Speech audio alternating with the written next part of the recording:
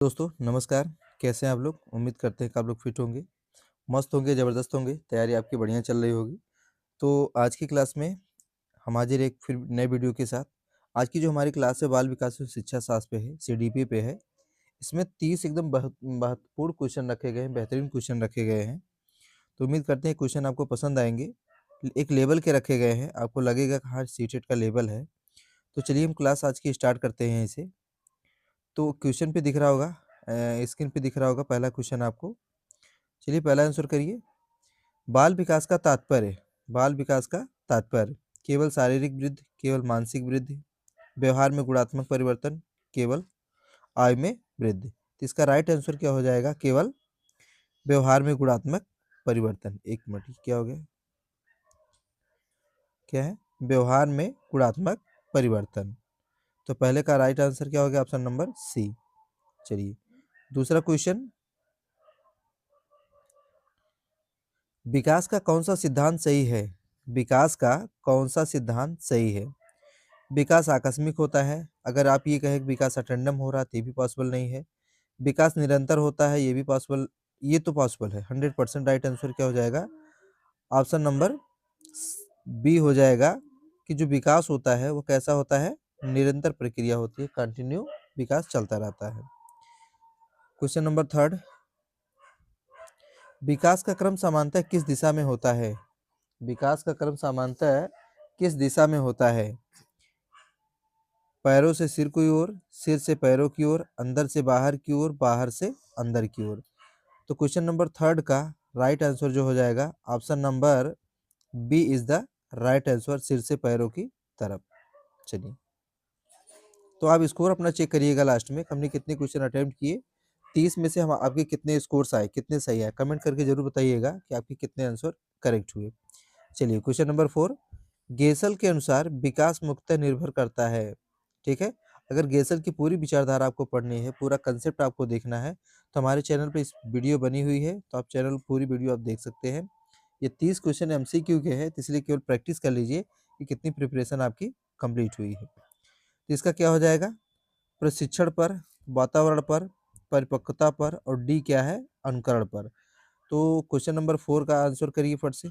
चलिए मैं आंसर आपको बता देता हूँ। क्वेश्चन नंबर 4 का जो राइट आंसर है परिपक्वता पर, ठीक, मेच्योरिटी पर। चलिए क्वेश्चन नंबर 5।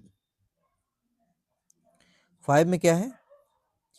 पियाजे के अनुसार 7 से 11 वर्ष की अवस्था, ये पूछा जा रहा है। अगर जेन पियाजे की आप बात करेंगे, क्योंकि उन्होंने 4 अवस्थाएं बताई हैं, संवेदीगामक, पूर्व संक्रियात्मक, मूर्त और औपचारिक संक्रियात्मक। इन चारों अवस्थाओं में से 7 से 11 वर्ष की जो अवस्था होती है वो किस में आती है? ठीक है, संवेदीगामक, पूर्व, तो आप फट से बताइए। तो आंसर नंबर 5 जो होगा, क्वेश्चन नंबर 5 का जो आंसर होगा, answer number C, answer number C, मूर्त संक्रियात्मक अवस्था। चलिए क्वेश्चन नंबर 6 आपकी स्क्रीन पे है, इसके आंसर करिए फटाफट। 6 में क्या गिवन है? अधिगम का सर्वश्रेष्ठ अर्थ है, अधिगम का सर्वश्रेष्ठ अर्थ है अस्थायी परिवर्तन, व्यवहार में अपेक्षाकृत अस्थायी परिवर्तन, केवल शारीरिक परिवर्तन, केवल अभ्यास। तो यहाँ पे अगर देखेंगे तो क्वेश्चन नंबर 6 का जो राइट आंसर हो जाएगा option number B, option number B is the right answer. Next question. बुद्ध परीक्षण के जनक माने जाते हैं, बुद्ध परीक्षण के जनक माने जाते हैं, बहुत ही इंपॉर्टेंट क्वेश्चन है। ठीक है, बुद्ध परीक्षण से बार बार कुछ क्वेश्चन पूछा जाता है, तो इसलिए क्वेश्चन बनाया गया है कि हर लगभग हर टॉपिक आपका कंप्लीट हो जाए 30 क्वेश्चन में। ऐसे हमारे चैनल पे बहुत सारी आपकी वीडियो आएंगी, पार्ट 1, पार्ट 2, पार्ट 3 करके। एक एक वीडियो आप देख के अपनी तैयारी को कंप्लीट करिए। तो आंसर आप करिए।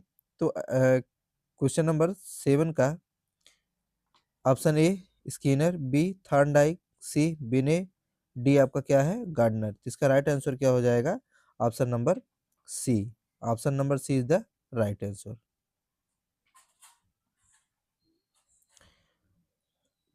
अंतर्मुखी बालक की विशेषता है, यहाँ पे विशेषता पूछी जा रही, किसकी पूछी जा रही है? एक बालक की, और किस प्रकार के बालक की? अंतर्मुखी बालक की विशेषता पूछी जा रही है। तो जो क्वेश्चन नंबर 8 है, क्वेश्चन नंबर 8 का जो राइट आंसर होगा option number C is the right answer. चलिए क्लास अगर आपको अच्छी लग रही हो तो आप लाइक करिए, चैनल को सब्सक्राइब करिए, वीडियो को दोस्तों के साथ शेयर करिए। तो अगले हमारे क्वेश्चन में क्या है, प्रभाव का नियम किसने दिया है। अब आपको ये बताना है जो प्रभाव का नियम होता है वो किसने दिया है। पावलोव ने, स्किनर ने, कोहलर ने और थॉर्नडाइक ने। चारों ऑप्शन में से आप लगा दीजिए। तो क्वेश्चन नंबर 9 का जो राइट आंसर है option number D is the right answer, Thorndike. चलिए अगला क्वेश्चन,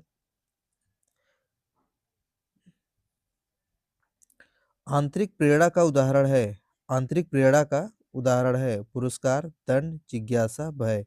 देखिए दंड तो कोई होता नहीं है, भय तो कोई होता नहीं है। अब इसमें से ऑप्शन क्या बचता है, ए और पुरस्कार और जिज्ञासा। तो यहाँ किसकी बात की जा रही है, प्रेरणा की बात की जा रही है, मोटिवेशन की। तो आंसर कर लीजिए, उसके बाद मैं आपको बता रहा हूँ। क्वेश्चन नंबर 10 का जो राइट आंसर है ऑप्शन नंबर सी, जिज्ञासा, क्यूरियोसिटी। क्या है, ऑप्शन नंबर सी, जिज्ञासा है।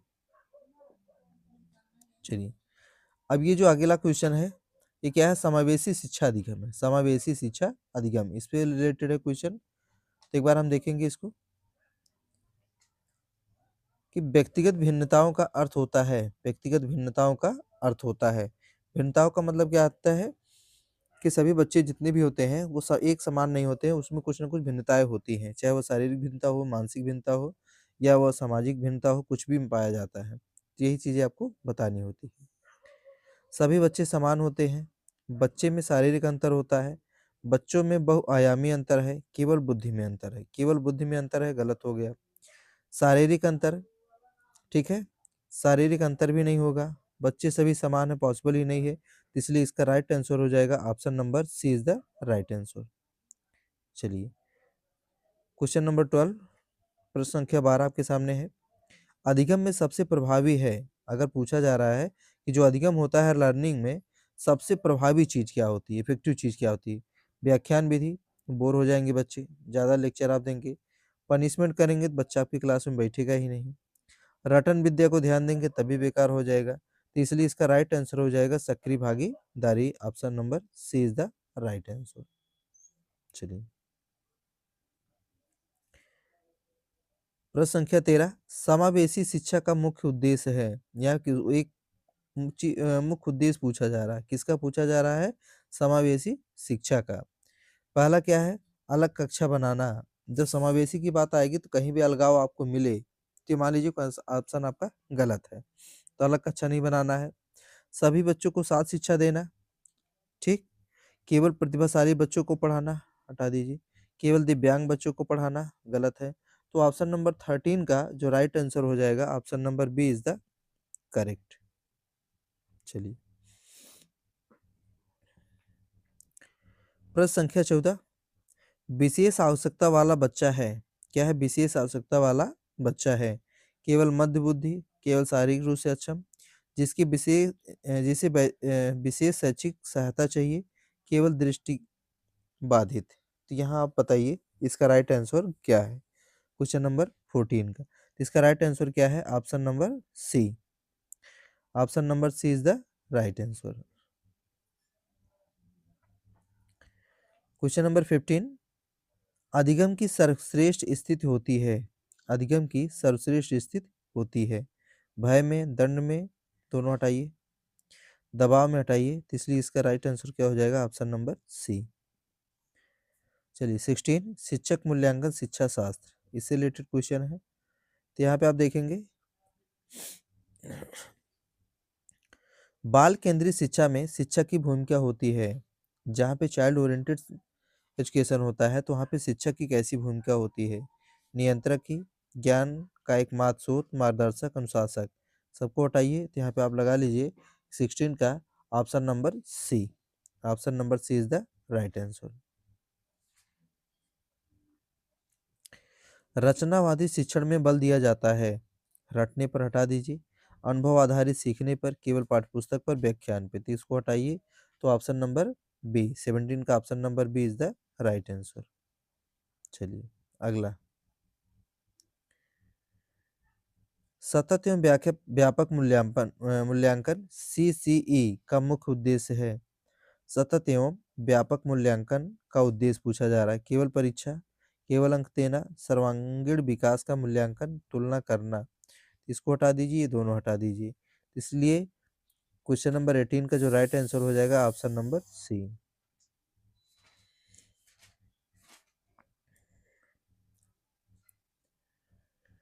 कक्षा में अनुशासन बनाए रखने का सर्वोत्तम तरीका है। कक्षा में अनुशासन बनाए रखने का सर्वोत्तम तरीका पूछा जा रहा है, तो दंड हटाइए, भय हटाइए। जब अनुशासन बनाना है तो न तो दंड से न तो भय से, तो वो अगर कहीं से हो सकता है, इफेक्टिव हो सकता है, तो ऑप्शन नंबर सी से। ऑप्शन नंबर सी क्या है? सकारात्मक वातावरण से। जब पॉजिटिव इन्वायरमेंट आप देंगे तो ऑटोमेटिक क्लास जो होगी आपकी वो अट्रैक्टिव हो जाएगी, डिसिप्लिन आपका मेंटेन हो जाएगा। चलिए क्वेश्चन नंबर 20, खेल द्वारा शिक्षा का लाभ है। खेल द्वारा शिक्षा का लाभ पूछा जा रहा है। ठीक, समय की बर्बादी पॉसिबल ही नहीं है, रुचि में कमी हो ही नहीं सकता है, स्वाभाविक अधिगम अनुशासनहीनता नहीं होगा, तो option number C is the right answer. उच्च स्तरीय उदाहरणात्मक प्रश्न है। अब इसमें आपको देखना है कि यहाँ पे हाई लेवल के क्वेश्चन रखे गए हैं। सीखना सर्वाधिक प्रभावी होता है। सीखना सर्वाधिक प्रभावी होता है। ठीक, शिक्षक बोलता है, बच्चा सक्रिय होता है, बच्चा डरता है, बच्चा चुप रहता है। ये दोनों हटाइए, यहाँ हटाइए, तो option number B is the right answer. ठीक, जब बच्चा सक्रिय होता है तभी सीखना आपका प्रभावी माना जाएगा, अन्यथा की कंडीशन में वो आपका पढ़ाना बेकार हो जाएगा, यूजलेस हो जाएगा। बुद्धि का बहुआयामी सिद्धांत दिया। बुद्धि का बहुआयामी सिद्धांत दिया, इसका मतलब किसने पूछा जा रहा है। ठीक है, किसने दिया है? बिने ने, गार्डनर ने, थॉर्नडाइक ने, पियाजे ने। ठीक है, इन चार ऑप्शन में से तो क्वेश्चन नंबर जो 22 है उसका राइट आंसर क्या हो जाएगा? Option number B is the right answer, Thorn Gardner. चलिए अगला क्या है? सामाजिक अधिगम सिद्धांत किसने दिया? सामाजिक अधिगम सिद्धांत किसने दिया? Skinner, Bandura, Kohler, Pavlov. तो 23 का right answer option number B, Bandura ने, अल्बर्ट बेंडूरा। चलिए अगला, अधिगम का स्थानांतरण होता है। अधिगम का स्थानांतरण होता है कभी नहीं, हमेशा सकारात्मक, एक परिस्थिति से दूसरी परिस्थिति में, केवल विद्यालय में। तो क्वेश्चन नंबर 24 का option number C is the right. क्या है? एक परिस्थिति से दूसरी परिस्थिति में। बालक का भावनात्मक विकास प्रभावित होता है। बालक का भावनात्मक विकास प्रभावित होता है केवल बुद्धि से, केवल शिक्षक से, परिवार व वातावरण से, केवल पाठ्यक्रम से। तो यहाँ पे इसका राइट आंसर हो जाएगा 25 का option number C. Option number C. Option number C is the right answer. Next, अगला क्वेश्चन है। अब धीरे धीरे हम क्लास की समाप्ति की तरफ बढ़ रहे हैं। बेहतरीन क्वेश्चन की एक श्रृंखला आपके सामने रखी गई। अगर आपको पसंद आए तो चैनल को आप सब्सक्राइब करिएगा, लाइक करिएगा और दोस्तों के साथ शेयर जरूर करिएगा। ठीक, तो चलिए हम क्वेश्चन नंबर 26 देखते हैं कि सृजनात्मकता का विकास होता है। किसका पूछा जा रहा है? सृजनात्मकता का विकास होता है। तो दंड कहीं मिले उसको हटाइए, स्वतंत्रता से, भय से, यहाँ से हटा दीजिए, तो option number B is the right answer. सीखने में सबसे महत्वपूर्ण है। क्या है? सीखने में सबसे महत्वपूर्ण है एज, अभ्यास, प्रैक्टिस, प्रेरणा, मोटिवेशन और दंड। दंड हटा दीजिए। ठीक है, तो 27 का हो जाएगा ऑप्शन नंबर सी, मोटिवेशन। क्या होता है? मोटिवेशन। मूल्यांकन का मुख्य उद्देश्य है। मूल्यांकन का मुख्य उद्देश्य है दोष निकालना, तुलना करना, सुधार लाना, दंड देना। अब आपको ये चेक कर लेना है जो मूल्यांकन होता है, वैल्यूएशन होता है, उसका मुख्य उद्देश्य क्या है। ठीक, तो 28 का हो जाएगा राइट आंसर, सुधार लाना। Option number C is the correct answer. Question number 29, second last, बाल विकास में सबसे महत्वपूर्ण अवस्था है। किसमें पूछा जा रहा है? बाल विकास में सबसे महत्वपूर्ण अवस्था कौन होती है? किशोरावस्था, शैशव, प्रारंभिक और वृद्धा। ठीक है, तो इसमें आप चेक कर लीजिए 29 का बी, शैशव अवस्था। शैशव अवस्था इज द राइट आंसर। चलिए लास्ट का क्वेश्चन बहुत ही इंपॉर्टेंट है। लास्ट क्वेश्चन क्या है? बहुत ही इंपॉर्टेंट है। एक ऑप्शन इधर हो गया है, हाँ अब आ गया। चलिए, प्रभावी शिक्षक वह है जो भाभी आप शिक्षक बनने जा रहे हैं, शिक्षक की तैयारी कर रहे हैं, तो इसका आंसर मैं नहीं बताऊँगा। तो प्रभावी शिक्षक वह है जो केवल पढ़ाए, केवल अनुशासन रखे, बच्चों की आवश्यकता समझे, केवल पाठ्यक्रम पूरा करे। तो ये आपके लिए होमवर्क है, इसको कमेंट करके ज़रूर बताइएगा। मिलते हैं हम अगली क्लास में, अगले वीडियो में। आज के लिए इतना ही। धन्यवाद। आपका दिन शुभ हो।